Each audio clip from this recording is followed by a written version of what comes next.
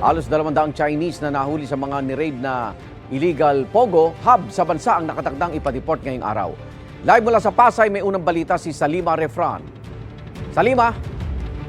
Igan, halos isang buwan nga bago ang dinakdang total pogo ban, ide-deport pabalik ng China ang halos 200 pogo workers ngayong araw.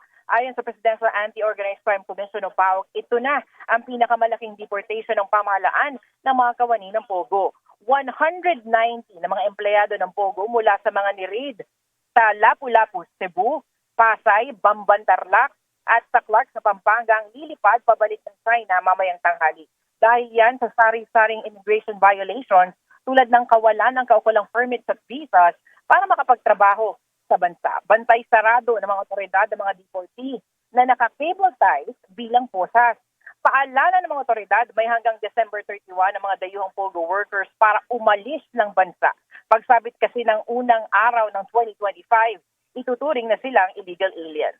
Ang PAOK sinabi naman na paigtingin ang kampanya kontra illegal na mga pogo pagsapit ng Enero.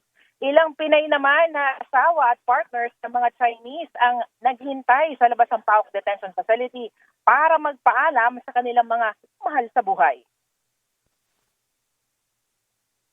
Yung mga Chinese na hindi nagtatrabaho sa Pogo na dadamay, kabilang na yung asawa ko. Sana maging fair naman sila. Sa pagpasok ng bagong taon, medyo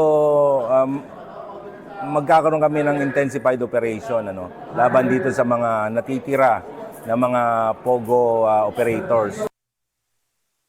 Igan, sa datos nga ng Bureau of Immigration, nasa mahigit 21,000 foreign Pogo workers yung voluntaryong nag-downgrade ng kanilang mga visas. Sa numerong yan, 10,000 ang hindi pa umaalis ng bansa. Yan muna latest mula nga dito sa Pasay. Igan. Maraming salamat, Salima Refran.